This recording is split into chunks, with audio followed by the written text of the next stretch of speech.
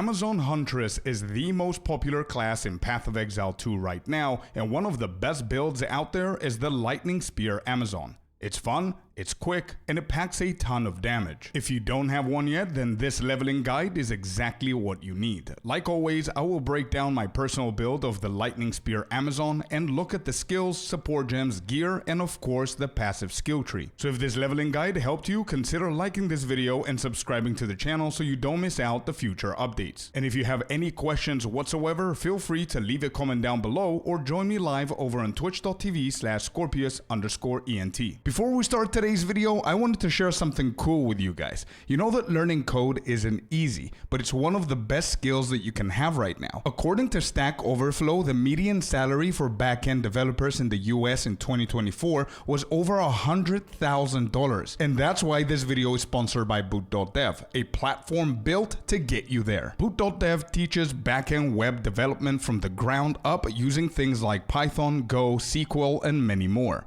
And the way they do it, it's actually fun. You'll build real projects, write actual code, earn XP, level up, and even unlock spells in your own dev-themed spellbook. It's like a mix between coding and a game, and it actually works and it's super fun. They also have an AI wizard bear named Boots who helps you work through problems when you're stuck, using a teaching method that actually deepens your understanding instead of just handing over the answers. There are quests that you can do, achievements to unlock, and even battle a boss every 2 weeks with the community. You can try it all for free in guest mode, but if you do want to go premium, you can use my code Scorpius so you can get 25% off your first payment. The link is in the description below. And by the way, if you don't like it, there's a 30-day no questions asked refund policy. So if you're serious about learning to code or you just want to give it a try, why not simplify everything and make it fun for yourself? Once again, thanks to Boot.dev for sponsoring today's video. Starting off with the abilities, I prepared 3 different variations for you guys to choose from depending on what you can afford to buy and what you could do early on. First one, as you can see, it says no Infused Weapon. What Infused Weapon is, for you to understand, is this node right here in the Ascendancy Elemental Infusion,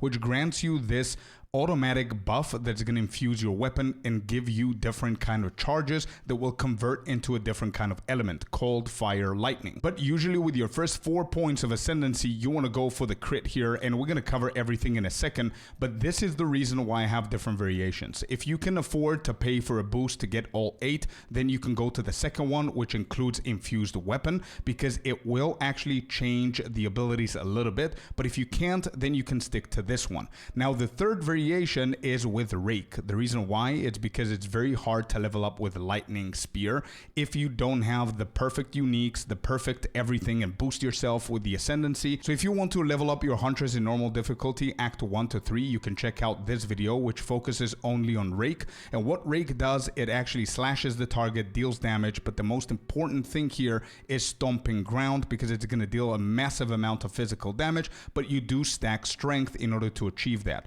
This ability is literally going to one-tap absolutely everything through Acts 1 to 3, bosses included. So if you want to go that route, then check out that video. If not, you can stick with the Lightning Spear build that we have here, which is what we're going to be talking about today. So first ability that we have here is obviously Lightning Spear, the main protagonist of this build and this leveling guide in general. What this does is you throw the spear, it's going to deal a lot of damage to the first enemy that it hits, and then it's going to actually burst, and lightning bolt projectiles are going to hit multiple other enemies around them, dealing a lot of damage. Now, it's also important to note that 80% of your physical damage is going to be converted to lightning damage through this ability, so we also want to stack physical damage. And also, it has a little combo with frenzy charges, which we're going to see in a second with Combat Frenzy, that will actually make it split and deal even more damage. However, for Lightning Spear to work, you need one very specific support gem called Vault.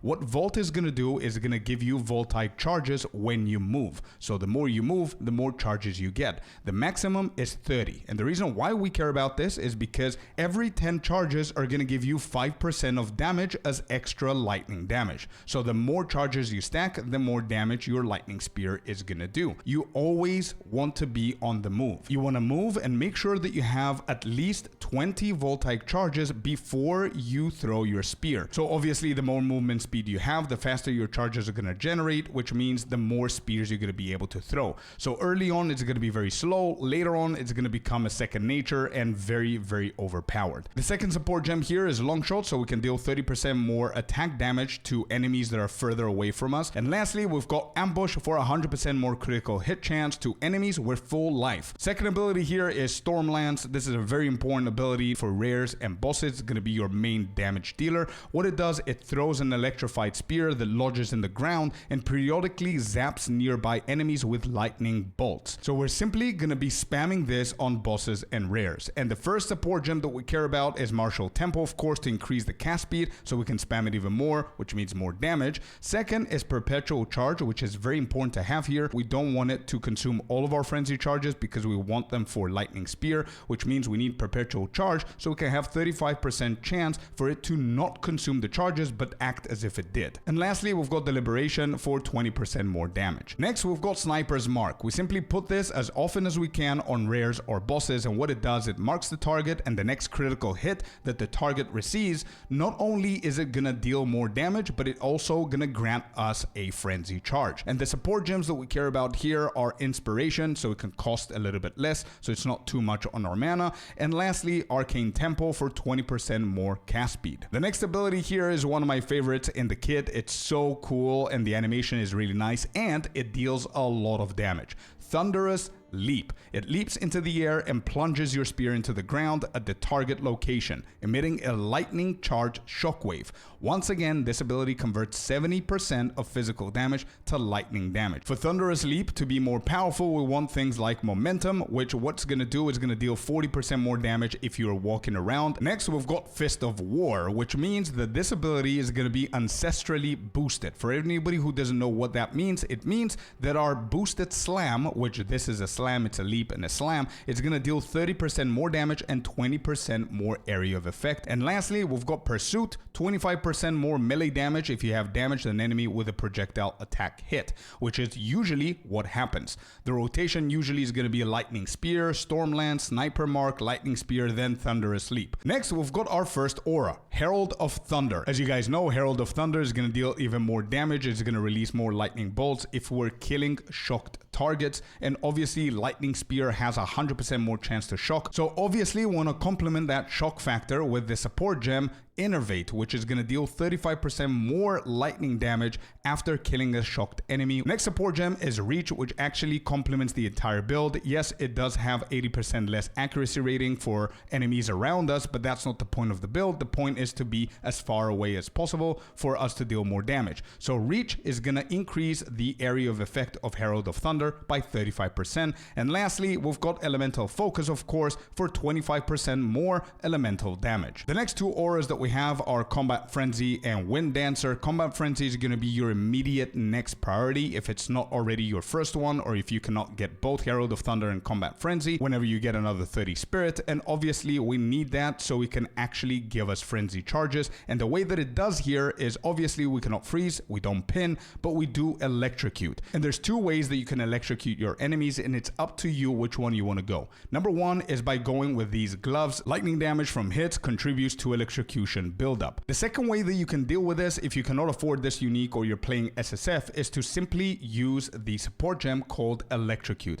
You can put this onto your Lightning Spear or your Herald of Thunder, up to you. If you have a fifth link with either of those, it's going to be perfect. But if you want to use it for Lightning Spear, you can remove something like Long Shot or Ambush. Don't touch the Vault. And if you want to use it on Herald of Thunder, you can remove Reach and just add Electrocute on it, and you're good to go. The only support gem that we care about right now is Profusion, so we can have 50% chance that it gives us more charges. And what else you can add here are things like Maim or Blind, so it can help you out a little bit. And lastly, we have Wind Dancer, of course. If you have the extra spirit or you're waiting until the end of Cruel so you can get 100 spirit, then you can go with Wind Dancer. It provides us with a massive amount of evasion, and it also, whenever they hit us, it knocks them back. pretty good defensive aura as well. And the only support gem here is going to be Clarity, because at that point you're going to have 90 spirit and you're going to have 10 extra, so you can use Clarity for the mana regen. Now, if you're going to go with Infused Weapon, either you paid for a boost and you're going to get all of these points, or you're further down the line and you actually did it yourself, then this is the variation. The only thing that changes here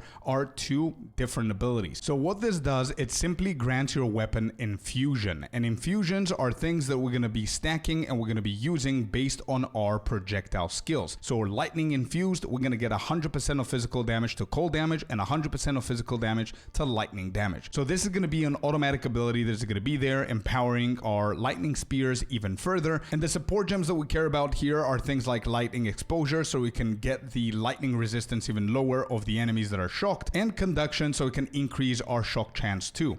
Now, with Infused Weapon, we have one more ability that is going to make this kit even go crazier, and that's Barrage. What Barrage does, it actually empowers your next attack, which in our case is going to be a lightning spear, to repeat multiple times, and it also consumes frenzy charges. Well, the way that we're going to use the Barrage is not for the splitting, but it's actually to increase the damage of lightning spear with a support gem called Inhibitor. What Inhibitor does, it blocks Barrage from using charges because we want them for our other abilities. However, it increases the damage by 4% for every different type of charge that we have on us. And don't forget, we've got the Infused Weapon charges and we've got the Combat Frenzy charges. The other 2 support gems that we care about here are Premeditation, 15% more damage, and Ingenuity for 30% increased cooldown recovery rate. Now, rotation is very simple. Doesn't matter which variation you use. You go through the acts and you simply just run and throw lightning spear whenever you have over 20 voltaic charges.